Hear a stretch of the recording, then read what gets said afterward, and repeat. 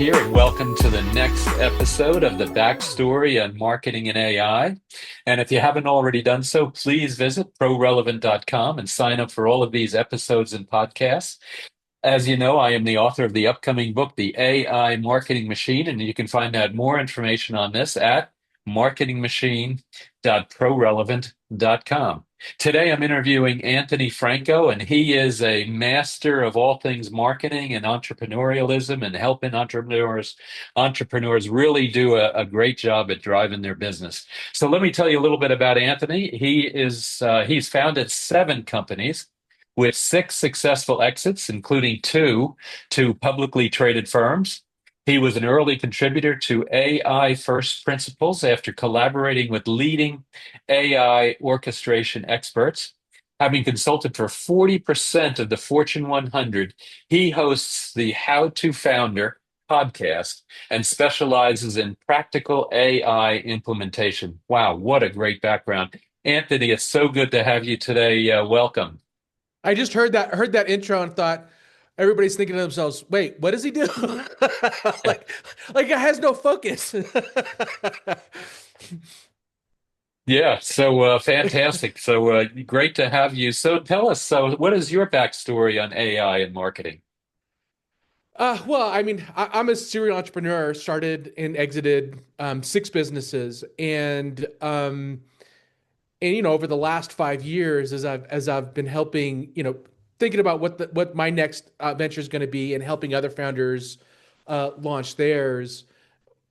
AI kind of snuck in, right? It wasn't something that I was like, I'm going to be into AI, and all of a sudden it became a force multiplier, right? I mean, for all marketers, it's like I can now do the work of 10 people, and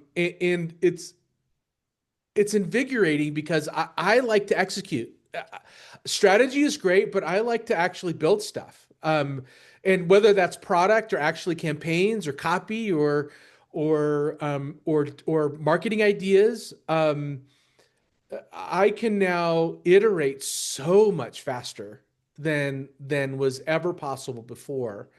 With a co-pilot that is so much smarter than I am.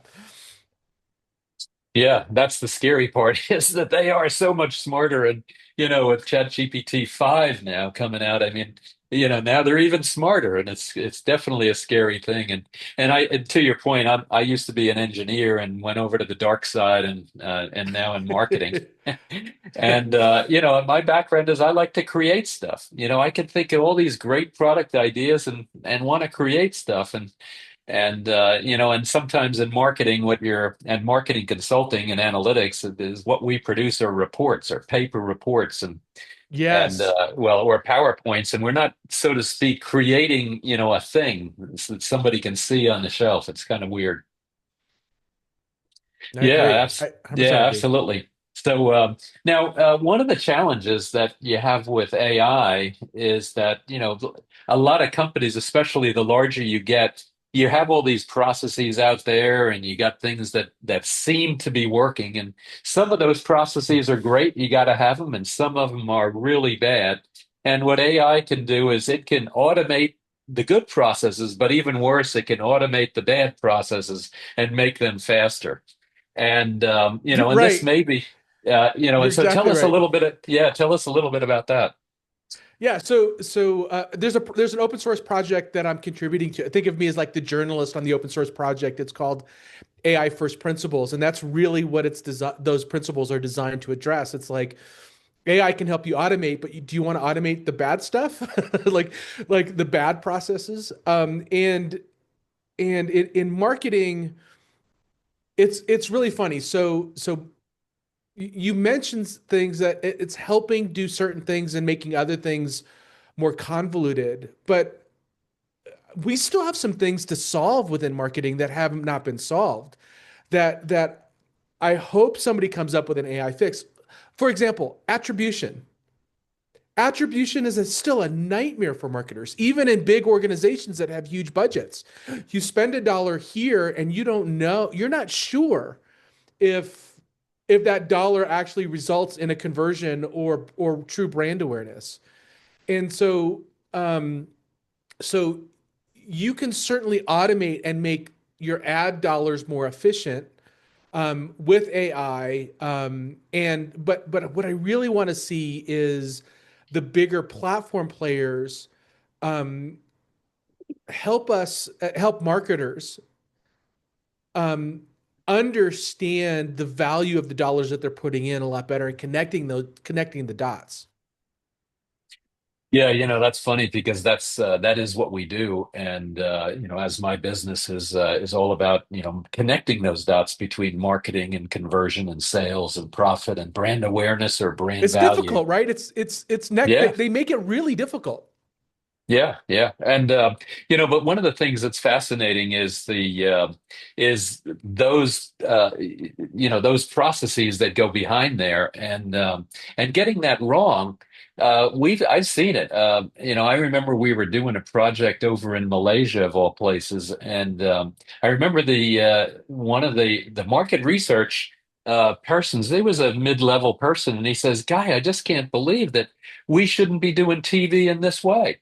And it just doesn't make sense. And and when you show them the numbers, and finally you get to, so to speak, the right process or the right answer, then that's what AI needs to be thinking about, not then taking the wrong thing, making sure that your decisions on what's the right thing to go after is pretty critical. Yeah, so the question that you need to give AI is not how do we do a TV commercial, but should we be doing a TV commercial, right?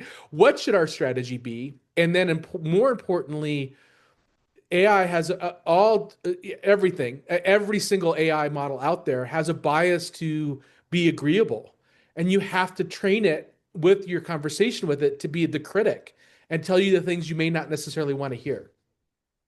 Yeah, well, and that's nobody wants to hear that. I guess. I guess but it's funny because I was just talking to somebody the other day, and I've been doing that as well as when I put in a prompt, not all the time, but when I put in a really important prompt, the way to do that is to kind of say, listen, this is what I want. Give me some answers for that, but tell me stuff that I don't know, or tell me stuff that might be unusual, or tell me something that is totally different or off the beaten track. And it's fascinating to see how it gives you answers that are different, but also even similar answers, but are phrased differently that really lead to good insights. Yeah, one of the tricks. So there's an and to that, and I'll do that exact thing, and then I'll open up a brand new chat window and say, "This is what my competitor is doing. Critique it." Yeah. And and even though it's not your competitor, it's your idea, but position it as your competition or an enemy, right? Position it like let's throw this idea under the bus together. And that produces some really interesting. You have to actually have some psychological, emotional maturity to be able to do that. But it produces some really interesting results. Yeah, that I really like that. That's good. I'm going to have to try that. It's all about not just getting the standard answer out of Chat GPT or the LLM. It's getting something that takes your knowledge to the next level and really gets you to think about things in a new way. And I really like that. Critique the Guy Powell great idea and tell me where it's not going to work, and at least give me Exactly some right. give me some help on that. Absolutely. So now, one of the challenges too is, and we run into this quite a bit, is what are the right measurable outcomes? And, and in many cases, in the end, as marketers, our goal is manifold, but really boils down to two things: is we have to drive sales today, tomorrow, and next year, and we have to build the brand to support those sales. And that I think is the foundation that's often missing when marketers are talking to AI. And so how do you tell AI what success looks like, so to speak? That's like asking me how to fall in love. Um, so in many organizations, marketing serves such different roles that it's very hard for me to answer that question in a way that covers it. So some companies, they think marketing is, or for some companies, their marketing is solely about lead gen. It's an extension of sales, not an extension of brand. And then there's other companies that lead gen is entirely under the you know the VP of business development, and and marketing is a small department entirely generating brand awareness, really true top of funnel stuff. So the most important objective in AI, or in AI first principles, is the most important value is something called people own objectives. So you need to, when you're using AI, to properly articulate what your stated objective, how are you being measured, and then make sure the AI feels that measurement with a scorecard at the end. So if it is lead gen, then your, if your job is lead gen, then the objectives are going to be, and I know I'm giving a very generic answer, but this is the state of how marketers are treated right now. You have to put in lead gen is my objective. How, is this prompt, is this initiative, is this strategy, is this tactic going, how does it serve that objective? Or if it's just social clicks or eyeballs, then it's a whole different set of objectives. Yeah, interesting. It reminds me as you were talking. I was talking to the VP of operations, marketing operations, or maybe market research. I can't remember now, with Kodak. And this was right towards the demise of the Kodak film business. And I remember him saying, Guy, we are right now in a precipitous decline. And one of the big challenges that the organization had was that everyone made their objectives. Every organization around the world, they all made their objectives. Marketing grew brand, sales met their sales objective, and yet the company was losing money. And, so the challenge is that, like you said, is how do you define the objectives and how do they properly roll up to the objective of what the corporation is all about? It's, making money, providing results for the shareholders so that they get a return that's hopefully better than what they could get investing in your competition. And Yeah, I mean, so the objective is really easy for companies. It's grow profitable revenue. That's always the objective. Then you get into like the tactics around that and how do you define it. It's so I can't tell you how many different marketing plans that I've seen that are working that are contradictory towards one another. Like one thing works for this company that would totally blow it for this other company. So I feel for marketers because there's no playbook that you can just pick up and go, this is going to work for us. It just doesn't exist.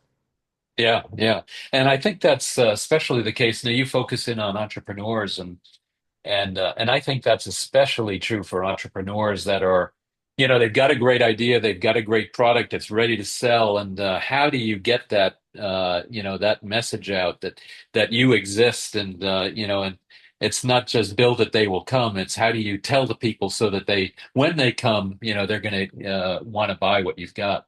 Yeah, and I think the strategy for them is actually a good strategy for larger companies too. So because there's so much more noise online, and that noise is only going to be growing. You have Yeah, to now start thinking small, not big. So for entrepreneurs, what I tell them is, don't think about your next marketing campaign. Don't think about what the meme that you need, that you hope will go viral, to put on Instagram. Go to a meetup.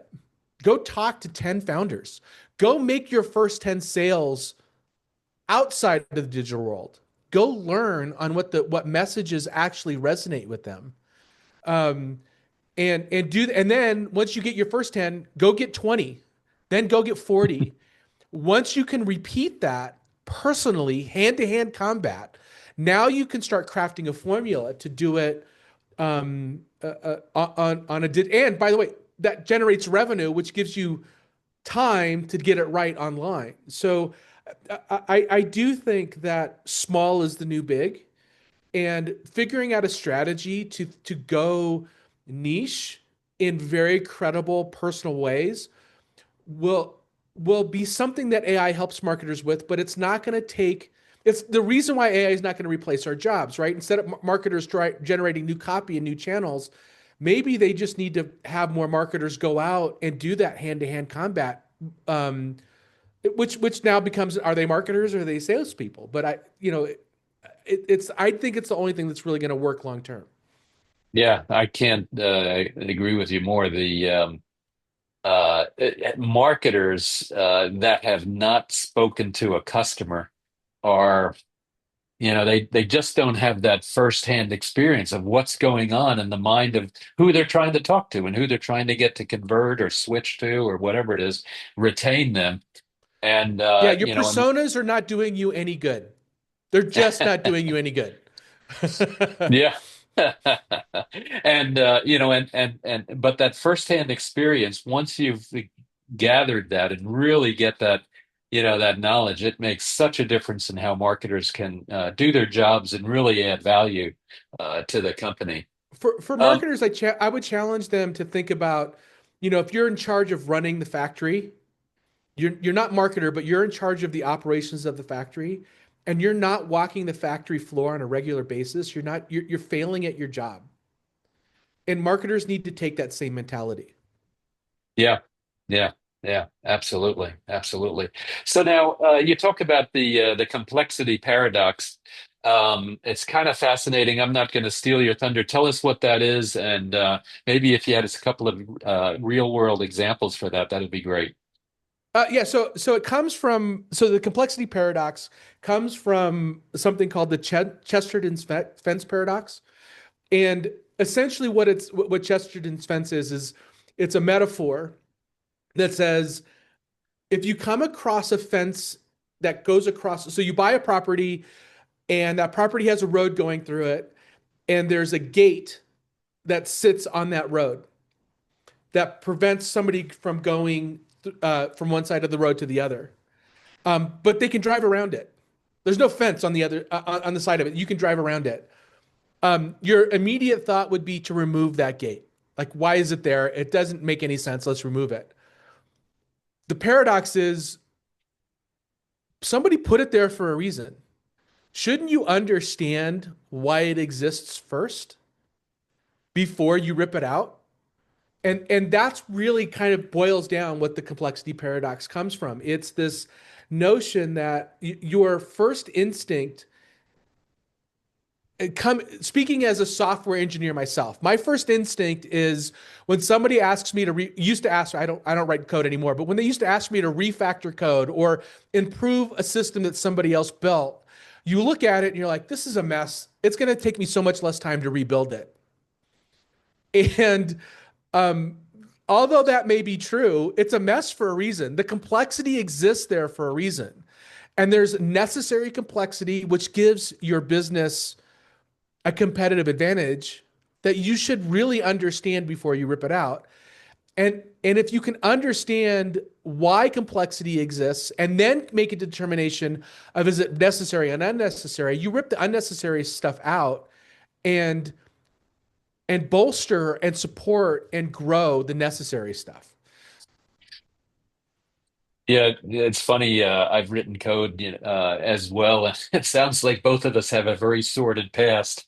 Uh, and Yes, this is true. and it's actually very scary that we're on this call together. So now, any interesting examples that you can point to where that fence got in the way, or was that fence just because you hated your neighbor or something like that? Yeah, I mean, the the best the best example that I have, I've got to leave like the names out to protect the innocent, but it was an approval process that had 7 steps, and you think this is just like let's just make it one step, and the company ripped it the company basically automated the approval process, and they missed the fact that that approval process was in order to be um, properly to account for very specific government regulation. That once they turned it off, they now became non-compliant. Now, thankfully, they caught it, and they were able to navigate around it. But that's the best example that I can think of that really like is high level enough that people can understand. Yeah, no, that makes sense. And, unfortunately, the government has its tentacles in way too many things The sometimes. And government can take a lot of credit for complexity. That is true. yeah, exactly. How true, how true. But, and it's, they're there for a reason, those regulations, especially as it relates to PII or HIPAA or, data and making sure that that process and that data is properly protected is critical. Yes. Um, yeah, but you talk a little bit about automation and that complexity paradox. One thing that is kind of fascinating is a lot of people would say, "Well, let's just automate this, and then we'll think about AI, afterwards," as opposed to potentially thinking about AI first and automate last.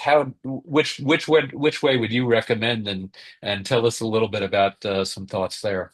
Yeah, so the prevailing experience is let's bolt AI onto it, and do point solutions where it makes sense, and that's that's a good short term way to think about it. But the truth is and this is really what the AI first principles are about.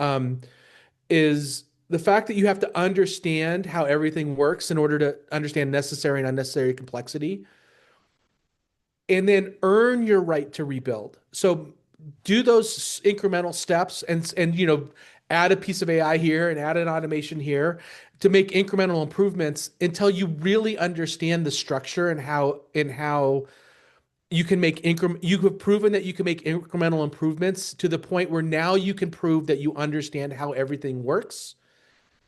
That's the time that you can back up, take a look at the point solutions, take a look at the entire infrastructure and say, all right, we need to rebuild this from the ground up. But you can't rebuild from the ground up until you know what currently exists in a very detailed way. Yeah, yeah. It's funny. I've been talking to a handful of larger uh, organizations, and they have kind of either a VP of AI or a VP of emerging technology, whatever you want to call it. A very important thing. And one of the key challenges, and I think this is the same even for IT, maybe 10 years ago or maybe even longer, was that ideally, you would have a centralized kind of an AI function, making sure that AI implementations follow governance and ethics and all of the other pieces that fall under the right way to do things, and you have a structure, a relatively good structure. But on the other hand, that takes time. That takes a long time, and the centralized piece has to also realize that there are pieces of activities that are in all kinds of different departments around the company that could be enhanced, improved, generate ROI, build more sales, drive more value to the company that could be automated today or that can be improved today with AI. And there's kind of two competing things going on there. Any thoughts on how Yeah, you see larger companies approach that? this is a brand new and emerging field. I call it agent ops, right? Not DevOps, but agent ops. And and that it's still so early. And it is absolutely the wild, wild west that you need governance around it. You absolutely need governance around it because well, let me put it a different way. When your company adopts AI and it makes a mistake, and it makes a mistake that costs you a point or two on your stock price, you're the CEO. Are you going to let somebody? say, it was the AI. It wasn't me. And that's never like the CEO's not going to let that go, right? That's not going to fly. So you do need to have the proper principles and governance around how you adopt and implement AI, and you have to make sure that there is an individual that is accountable. So that is incredibly important. And then when it comes to those point solutions, you're not going to be able to avoid it. So you are going to need to pick an enterprise agentic orchestration platform.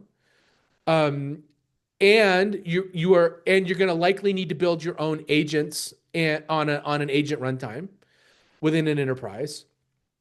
Um, and that's going to take time, and it's going to take the right amount of governance, and it's going to take the right amount of discipline. It's going to take probably the right consultant to help you navigate through there.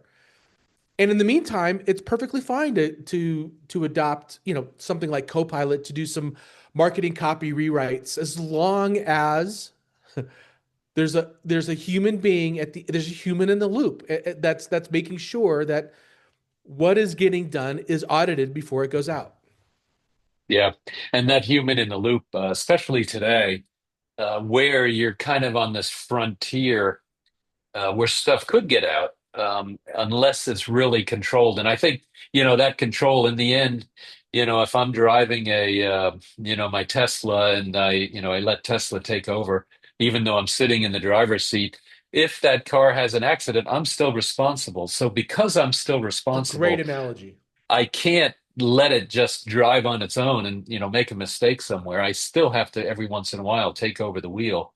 And then for a business, especially when you're looking at PII or HIPAA or anything like that, you have to have that human kind of at the last approval stage that says, "Am I willing to put my name on this and make sure that it really is, following the currently available governance rules as opposed to what might come out here as we move forward and Yeah, implement and it doesn't even AI around have the to be like organization." government regulations, right? It could be your brand reputation. So Yeah, so yeah, just recently in the last month, before Grok 4 was announced, Grok 3 was producing content that was Nazi propaganda. And imagine your LLM goes off on a tear like that, the LLM that you're using, and starts putting stuff out on your behalf as a brand. Like I'm sorry, you're fired. Like if that happens, you can't say it wasn't my fault, it was Grok's fault. It's like, well, who made the decision to put Grok in there in the first place, right? So yeah. so it is important on making sure your government compliant. It also is important to make your customers are safe, and it's also important to that your brand stays safe and doesn't lose its trust with its customers.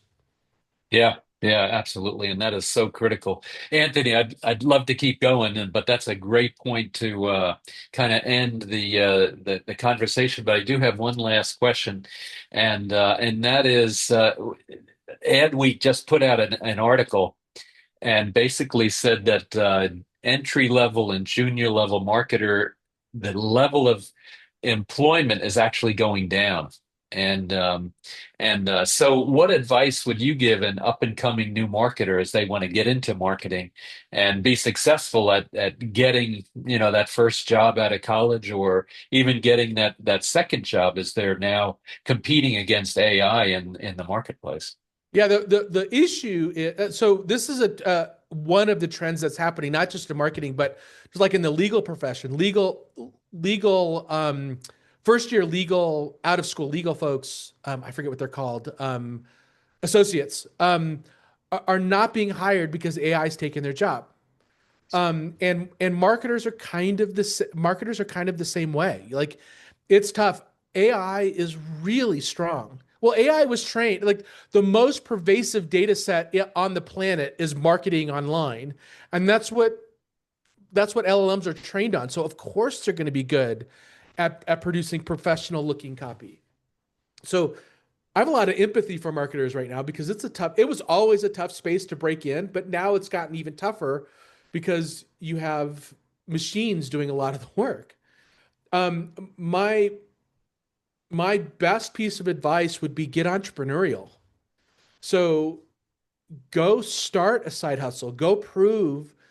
Not only go prove, go learn what it's like to actually gain traction for you on your own.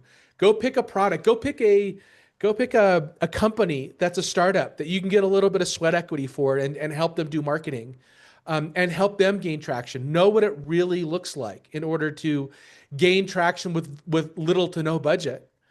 Going back to that, get small first, so that you can have a portfolio piece or a piece on your resume that says, "Hey, look, here's what I did that actually had real world results."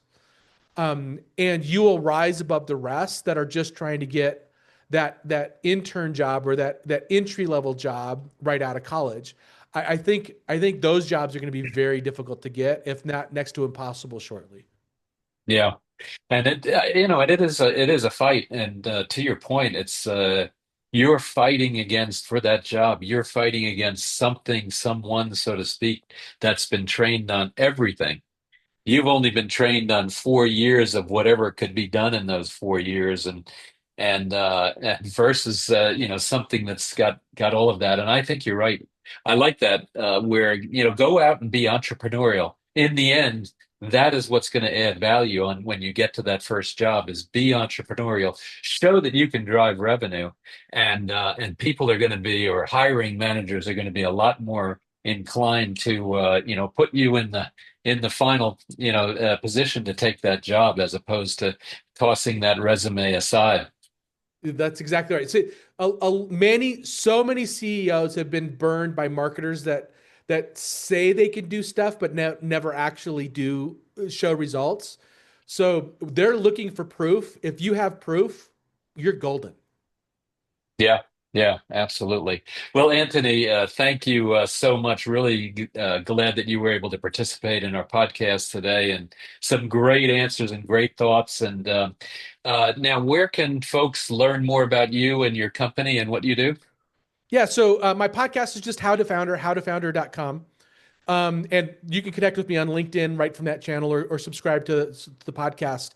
I am part of a contribution group around AI. It's called AI First Principles. Just go to aifirstprinciples.org, and you can also connect with me on LinkedIn and tell me how you'd like to contribute to the principles is a community driven effort. So love to hear from folks about what they think about it and how they want to get involved. Yeah, fantastic. So that was AIFirstPrinciples.com, Dot .org. org. Dot Yeah, org. fantastic. AIFirstPrinciples.org. Yeah. Well, I'm going to sign up for that right away. I really Amazing. appreciate it. Yeah, awesome. Yeah, so anyway, Anthony, thank you so much. And for the audience, please stay tuned for many other videos in this series of the backstory on marketing and AI. And if you're interested and want to learn more about my book, The AI Marketing Machine, please visit marketingmachine.prorelevant.com and download even the first chapter of my book. Look forward to talking to you again, Anthony, at some point in the future, and we'll go from there. Thank you so Thank you, much. guys.